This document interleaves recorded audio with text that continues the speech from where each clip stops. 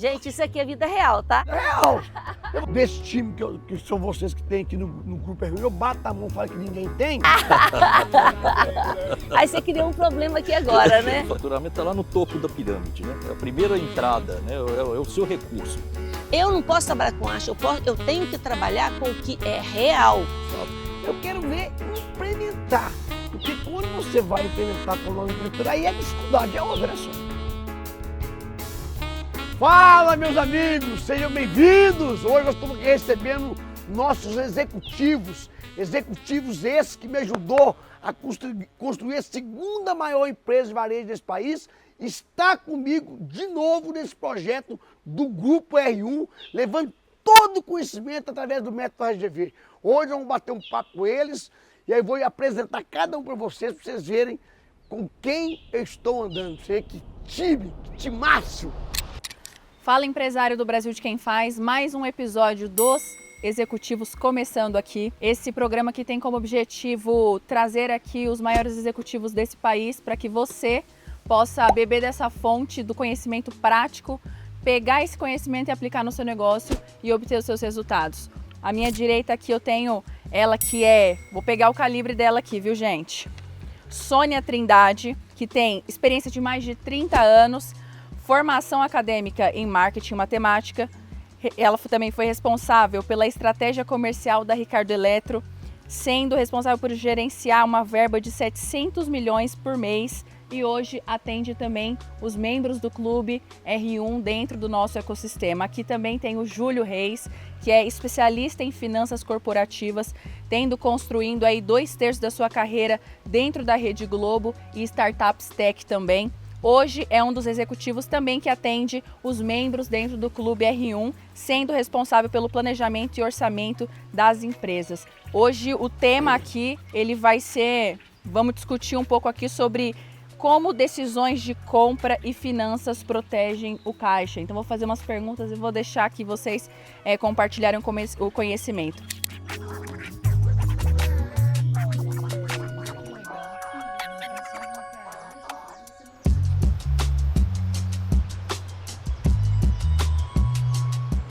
Então, o que eu quero começar a pergunta aqui é: por que empresas que faturam bem geralmente continuam apertadas no caixa?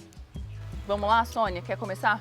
Uma das primeiras questões para mim é ter processos integrados das áreas, né? As áreas se comunicarem, ter um planejamento estratégico de vendas aliado a um caixa da empresa, porque a gente vê muitas empresas preocupadas em planejar a venda, mas não planejam a compra aliado ao caixa da empresa, né? E isso é extremamente necessário para que você tenha isso de forma saudável. Então, um dos principais pontos aqui da questão do caixa é você ter um fluxo de caixa alinhado. Isso aí. Lembrando, né, que o faturamento está lá no topo da pirâmide, né? É a primeira entrada, né? É o seu recurso. Mas debaixo dele vai sendo abatido aí uma série de custos, de gastos, e aí você chega no seu resultado. Esse resultado é que é o caixa, ali está a sua margem, né? Ali está o seu E eu vejo número. também, né, Sônia, que a preocupação que tem que ter quando se trata a pergunta é como é que as empresas crescem e está crescendo e às vezes ficam apertadas, é justamente porque tem que ver a forma de vender, com qual prazo que você vende e com qual prazo que compra. Ciclo financeiro. Se ele comprar com prazo de 30 dias e vender com prazo de 90 dias, vai ter um descasamento de caixa. Então, como que se resolve isso? Então, tem que ver a maneira que você compra, se for produto, com a maneira que você vende. E aí é onde a Sônia, nós tínhamos um controle muito grande dentro da empresa, que casava a Sônia junto com o financeiro, que a Sônia falando, ó, estou comprando 700 milhões de produto aqui com esses prazos e vou vender nesses prazos. E aí o financeiro, sabendo dessa informação bem clara, projetava o fluxo de caixa e via a necessidade de quanto que tinha que entrar e se entrasse ou não entrar, qual que seria a solução que ia buscar. Não, isso é extremamente importante. Isso começa lá na área de compras. Quando você pensa em comprar um produto, você vai estar avaliando como você vai comprar, como você vai vender. Então, nisso passa por precificação, como você vai calcular o seu preço de venda, se isso vai deixar o resultado esperado da empresa, como você vai vender, se você vai incluir algum fator financeiro para poder fazer o financiamento em mais vezes, visto que o seu fornecedor ele tem uma limitação de prazo. Às vezes você vai comprar um produto com 60 dias e vai vender ele em 10 vezes sem juros. Mas isso está alinhado com o financeiro, que você implementou um custo financeiro na sua operação e ele vai, em função da necessidade dele, ele vai fazer o deságio desse valor para poder alinhar o caixa dele, né? Mas não é o que a gente vê muito dos membros do clube. E que a gente observa. Vocês estão hoje vivendo com 500 tantos membros do clube, mais uma vez falando. As pessoas, os membros do clube são aquelas pessoas que passaram pelo RGV e quiseram continuar a ter acesso a todos os executivos para implementar tudo aquilo que a gente acredita.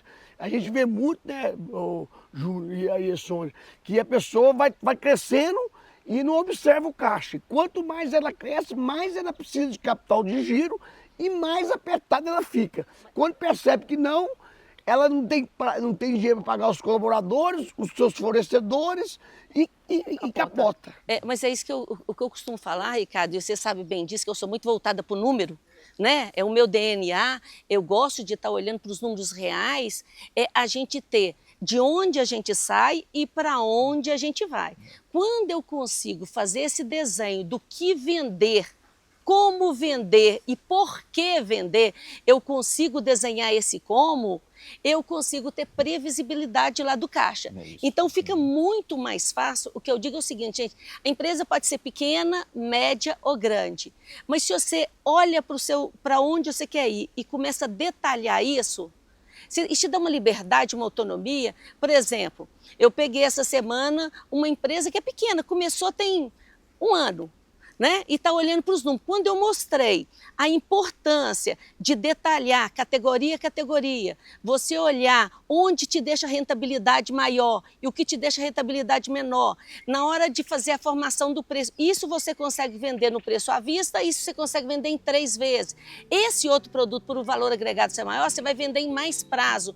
Você consegue ter um planejamento da organização do seu caixa. Isso.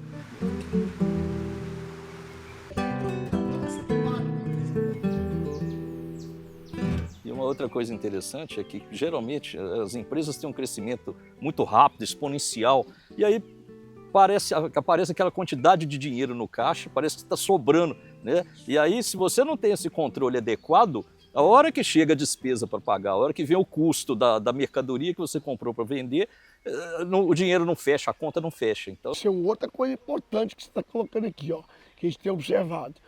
Vamos supor que seja o inverso. A pessoa consegue um bom prazo com os seus fornecedores, vendem em prazo curto pequeno, e sobra dinheiro. Isso. E aí a pessoa começa a achar que está rica, começa a comprar seu carro, sua fazenda, construir sua mansão, e na hora que chega a pagar não tem dinheiro. Então, por isso é que a gente fala que tem que ter planejamento e fluxo de caixa. Planejamento que a Sônia fazia de toda a estratégia, né, Sônia? De venda, como vender e casado aqui com o financeiro para ver qual era o reflexo no caixa. Ricardo, isso dá para fazer em varejo e empresa e serviço. Em qualquer área. Gente, a gente não pode trabalhar com acho. Né, Júlia? A gente estava discutindo exatamente disso hoje. Eu não posso trabalhar com acho, eu tenho que trabalhar com o que é real. E eu vou falar para vocês, e muitas vezes, vários membros aqui, a gente foi fazer a análise dos números e falou assim, eu juro que esse produto ou esse serviço me dava mais rentabilidade. E eu entendi que é esse outro que me dá mais rentabilidade. E eu estava trabalhando o meu calendário, porque quando eu vou pensar numa venda, que eu vou fazer um planejamento, eu alio isso a um calendário estratégico de venda de produto.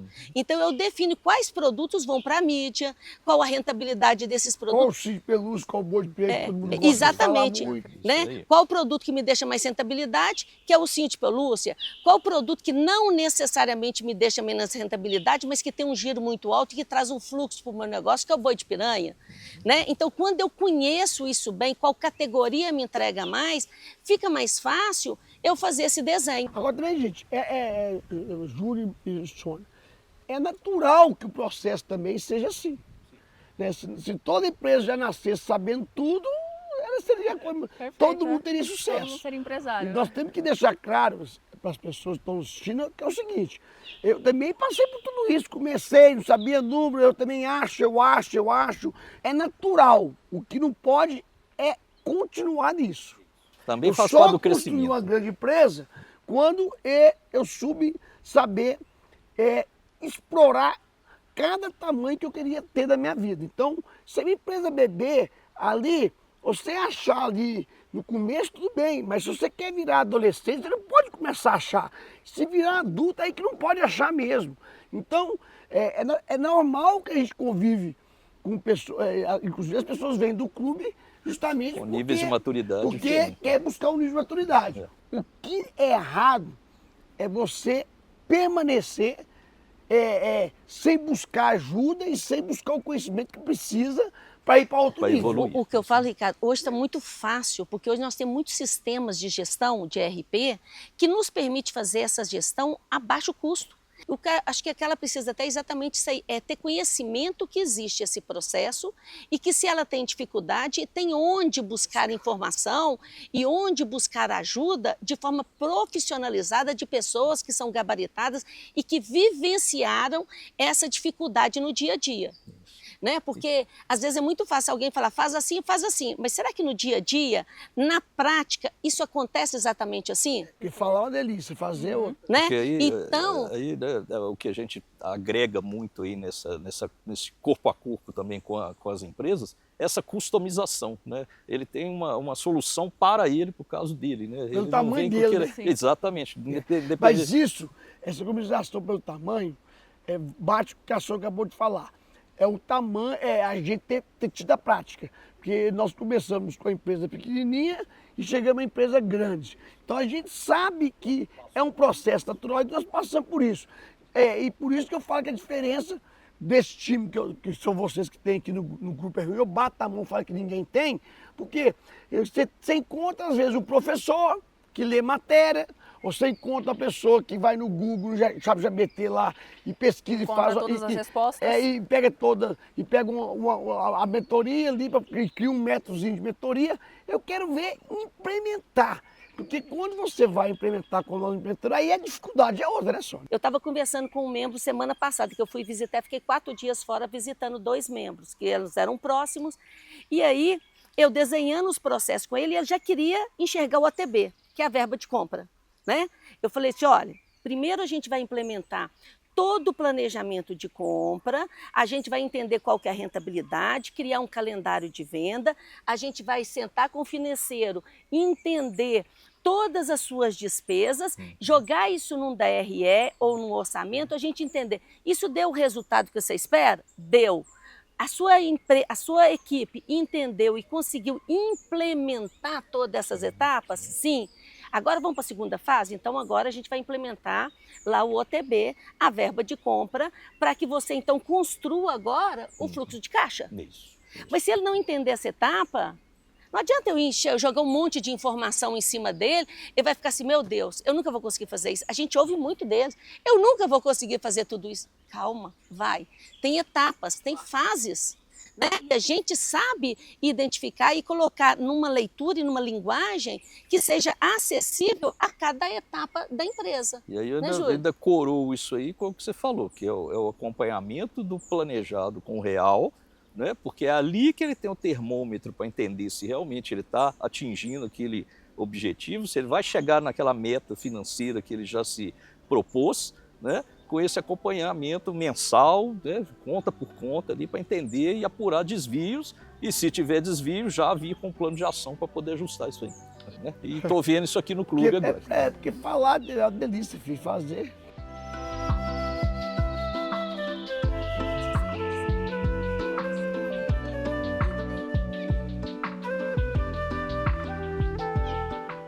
E na sua visão, Júlio, qual que é o erro financeiro que as empresas mais repetem Olha, tem algumas coisas, tipo assim, eu acho que quando você ainda não está com um plano de contas, por exemplo, um centro de custos estruturado, tem uma tendência, às vezes, de misturar dinheiro de um negócio com o outro, um dinheiro pessoal com o da empresa. Então, isso tudo vai criando uma distorção ali que fica difícil você entender o que realmente é de cada um. Investimento Então, com despesa, com despesa. Exatamente. Então, Agora, uma coisa que eu observo muito, né, no empresário, que ele tem que parar de concordar com o erro, no lugar de buscar solução.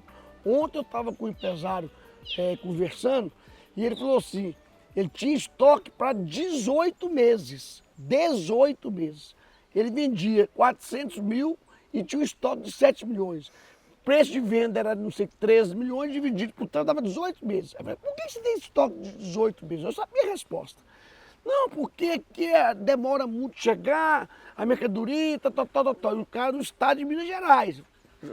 Aí ele, tá bom, então quanto tempo que gasta para chegar o principal produto seu, de curva A, de produto que vende muito? Ele falou, em torno de 25 dias. Porque às vezes você tem estoque de 1 ano e meio, porque gasta 25 de chegar. Aí ele levou um susto. Realmente faz sentido. Então, assim, parar de achar e concordar com o erro. Empresário que não toma atitude de buscar solução e resolver o problema, não tem cabimento. O cara tá lá, ele tinha que ter um estoque mais ou menos de 1,5 milhão, Sônia, com estoque de 7. Mas sabe o que acontece, cara? Às vezes, primeiro que existe algumas estigmas no mercado, de alguns segmentos precisa trabalhar com estoque de 6 meses, de 8 meses. Isso eu já ouvi muito de membro me falando. Não, mas esse segmento trabalha com estoque de 8 meses. Eu falei, beleza, então vamos fazer uma análise, vamos conhecer seus números, vamos olhar o giro, vamos pegar a curva BC dos produtos que vendem. Quando você faz uma análise detalhada da curva BC, ele fala assim, cara, o produto que mais gira está com 1 mês de estoque e o produto curva C está com 3 anos de estoque. Ou seja, é um desconhecimento do número. O que eu falo assim, é muito importante, eu pego muito nisso, da gente conhecer os números da gente. Qual produto é o que vende mais, quais são os 80-20, né, que fazem o seu resultado. Esse produto, como a gente diria, a gente brincava muito na empresa lá, que se eu tivesse muito ferrinho Black & Decker, não tinha problema. Por quê? Porque ferro Black & Decker vendia, se eu fizesse uma ação... Sim, eu girava ele, eu desovava ele num instante. Então, assim, se eu errei na compra desse produto curva A, eu vou lá e desenho uma ação e resolvo. O problema está em errar a compra em produto BC. Eu peguei esse empresário, fiz exatamente isso. Aí eu perguntei, quantos itens você tem? Ele falou, tem 4 itens. Eu tenho certeza que são 400 itens seu, que é o produto que representa 80% da sua venda. Aí ele falou, não é nem 400, é 300 e pouco. E você está com sei quantos mil itens, tá, exatamente. E olha o absurdo que eu escutei de uma pessoa dessa de estoque alto, a justificativa que falou comigo, cara, mas eu escutei tal fulano aí, empresário grande, que eu não vou falar o nome para não expor, falando que a empresa tem que ser empresa rica e o dono pobre. Aí eu falei assim, mas como assim? Não, por isso que tudo que eu ganho eu ponho em estoque dentro da empresa. Porque a empresa tem que ser rica e eu tenho que ser pobre. Isso é tudo bem, mas a empresa ser rica significa você ter aqui 5 milhões de estoque aqui, com mais de 2 anos que não gira, e tem um detalhe, esse estoque de 2 anos que não gira, tem certeza que está podre. Porque com o que você vende hoje, que era negócio de cabo, não sei o quê, já mudou muito mais do que os chineses já chegaram... Tecnologia que avança, Então você tá pobre e a empresa está pobre. Então, gente, tem que ter cuidado também, gente, com o que se ouve no mercado, certo? As pessoas falam algumas coisas, né? E às vezes até mesmo pessoas que querem falar para mandar alguma mensagem para o mercado ou para os bancos, e ali que às vezes está passando por um momento difícil financeiro e fala que é pobre, a empresa é rica, para falar que... Então tem que ter muito cuidado com o que se ouve. Então, meu amigo, vai ver direitinho, vai ver a realidade daquilo ali, que você vai ver, na hora que você vai aprofundar, não tem nada daquilo.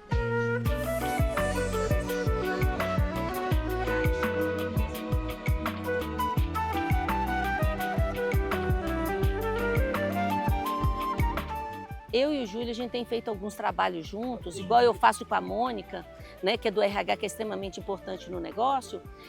Quando você começa a analisar o número... A Mônica é importante, RH? Ó, não sabia que Botar as pessoas no lugar certo, né? E, Então, o que eu digo é o seguinte, quando eu conheço o número, fica muito mais fácil para eu tomar decisão. Por exemplo, eu peguei um empresário que ele falou, eu tenho que trabalhar com 6 meses de estoque. Em função do segmento, ele trouxe um gestor da categoria e falou, não, esse segmento trabalha com 6 meses. Eu falei, beleza, então vamos lá analisar a curva A. Quando a gente analisou a curva A, a gente viu que os produtos A que mais vendiam tinha 30 dias de estoque. Os B e C que estavam parados. Aí eu propus para ele uma segunda análise que é muito simples, não precisa de inteligência artificial, simplesmente você analisar seus números, pegar analisar o tomador de capital.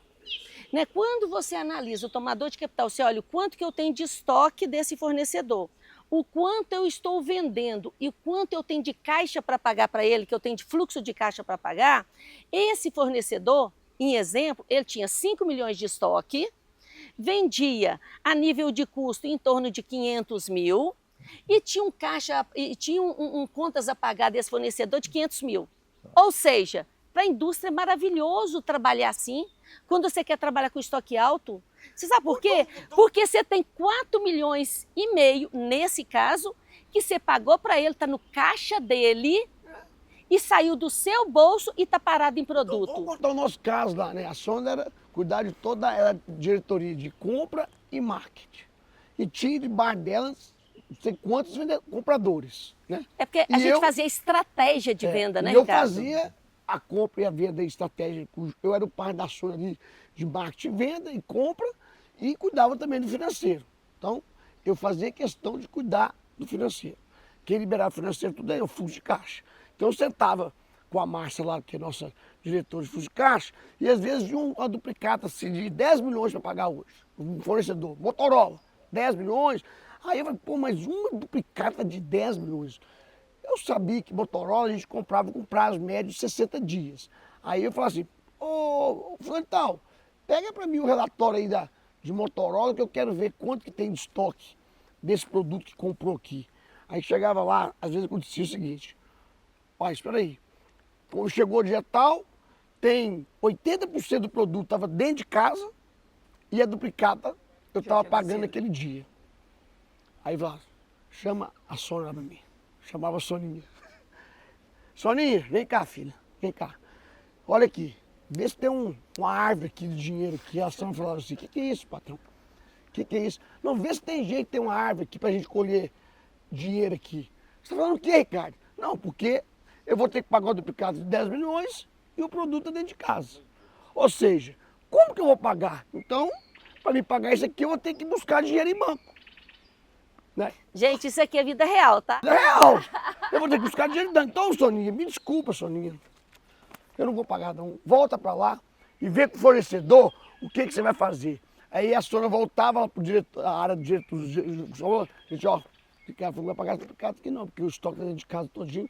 Então, assim, a gente aprendeu a ensinar as pessoas que você tem que comprar, vender e pagar. É todos os fornecedores? Não. É todo negócio que é assim? Não. Mas quanto mais possível for fazer isso, melhor.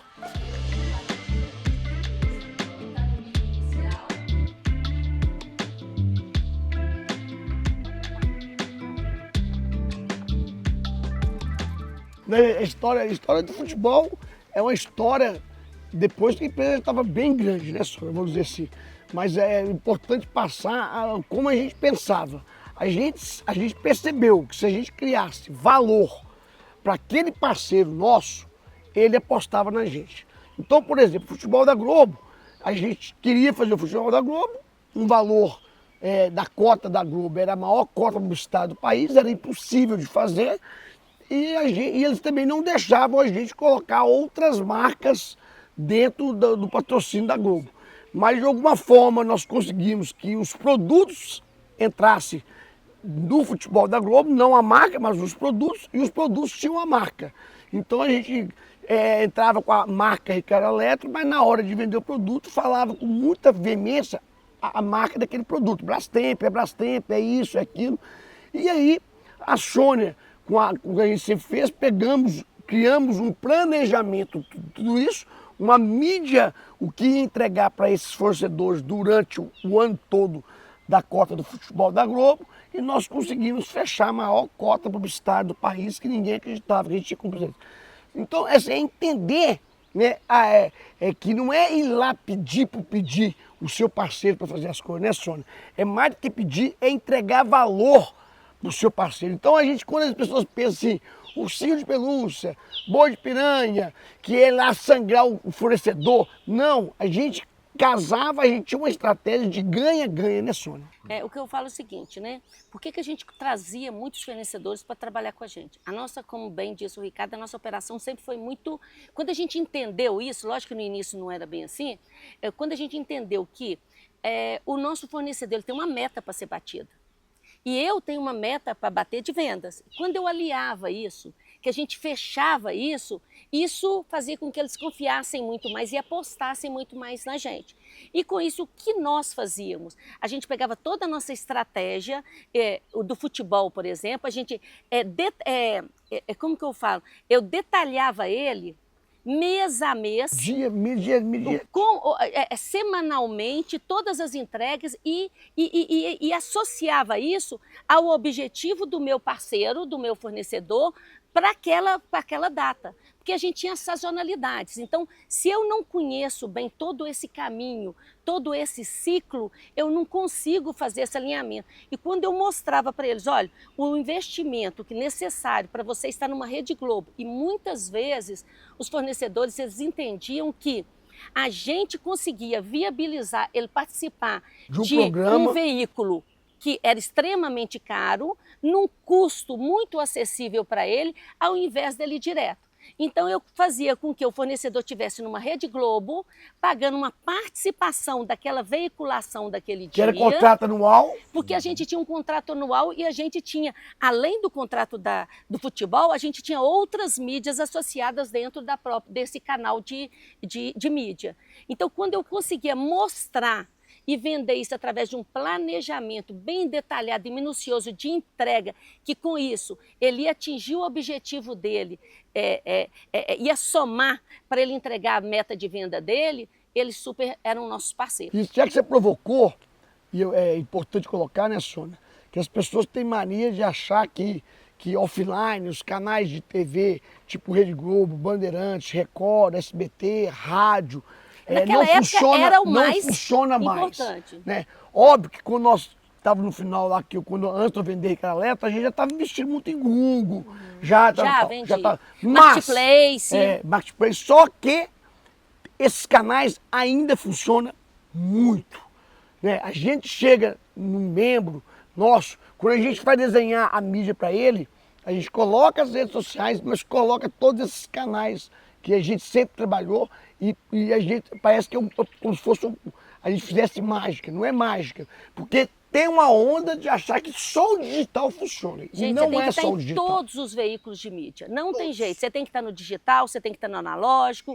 Todos eles, aplicados de forma correta, ele vai funcionar. Se não funcionasse, Ricardo, ainda o canal de mídia de TV, a Shopee não estava lá. Ontem foi o dia inteirinho a Shopee. Não, é o TikTok. Você entendeu? Aonde? O Mercado Livre fazendo mídia o dia inteirinho.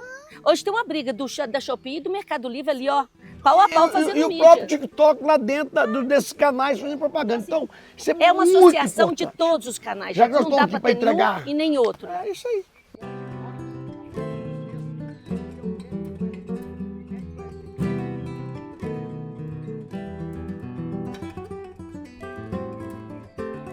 Pessoal, para a gente finalizar, queria que vocês dessem um recado agora para quem está nos assistindo aí, todos os empresários do Brasil. Pode começar, Sônia. Gente, o que eu acho mais importante é exatamente isso. Você sempre analisar os seus números, ter um sistema básico para a gestão. Lógico que o sistema tem que ser compatível com cada etapa do empresário. Se eu sou uma empresa pequena, eu vou ter um sistema mais básico. Eu cresci, eu tenho que investir nessa melhoria no sistema. Cresci mais um pouquinho, eu tenho que investir. E o mais fundamental para a área comercial é ter um profissional que ele pensa na cadeia inteira, desde a hora que eu defino um produto, que eu defino um serviço, que eu crio, desenvolvo um certo serviço para ser vendido, eu pensar no como o como eu vou vender isso e, é lógico, a precificação e a rentabilidade que isso vai deixar, né? Então, e definir ali venda e margem é extremamente importante. A gente vê 90% dos empresários hoje olhando para a venda, mas nenhum olhando para a margem. O resultado que é a operação, ou seja, o seu serviço ou seus produtos que gerem o seu negócio, que seja serviço, que seja a fabricação de algum item, ou seja serviço, que resultado que ele deixa. E às vezes eles olham o macro. Minha venda total é tanto. Você olhou qual categoria, qual área, qual tipo de serviço te deixa mais resultado? Não, eu não analiso Qual isso, que eu não acho região, importante. Por região, você tem precificação regionalizada? Não, eu tenho uma precificação nacional. Eu tenho um olhar nacional. Até para a gente precificar e criar uma estratégia de venda, eu tenho que ter um olhar regionalizado. Se eu estou dentro de Minas, o interior, a capital, os bairros, são diferentes a forma que eu vou tratar e que eu vou expor, que eu vou precificar. A gente tem muito ganho na mesa se eu estratificar os meus números. É isso que eu tenho para falar para você. E isso a gente tem ajudado muitos empresários aqui no clube a estratificar esses números e a pessoa fala assim, Sônia, eu nunca pensei que eu podia olhar nesse formato. Entendeu? E principalmente a área comercial, né, Ricardo? É trazer o fornecedor para jogar junto com você. E outra coisa que você fala muito, né, Sônia, que é essa pessoa que cuida da estratégia, por exemplo, se for compra ou que cria a estratégia de venda, não pode ser um amador. No caso de compra, você tem comprador ou repositor, né? Lá a nossa política é quem compra é quem vende, né? Ele tem que saber o como, né, vai Ricardo? lá, pega uma pessoa e põe lá na área de compra. Estratégica. Estratégica, onde nasce tudo, põe uma pessoa que não tem bagagem para aquilo.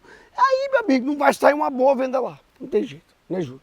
A gente Falou tem uma aquele coisa- ditado, né? Quem compra bem, vende bem, né, gente? É. Ou quem planeja bem o seu produto ou o seu serviço, ele tem resultado positivo, né, Júlio? É. A coisa importante, né? Tudo começa na compra, né? Se ela já vem bem feita de lá, você tem toda a cadeia sendo alimentada e acontecendo da forma correta. O que eu acho também importante dar a dica, né?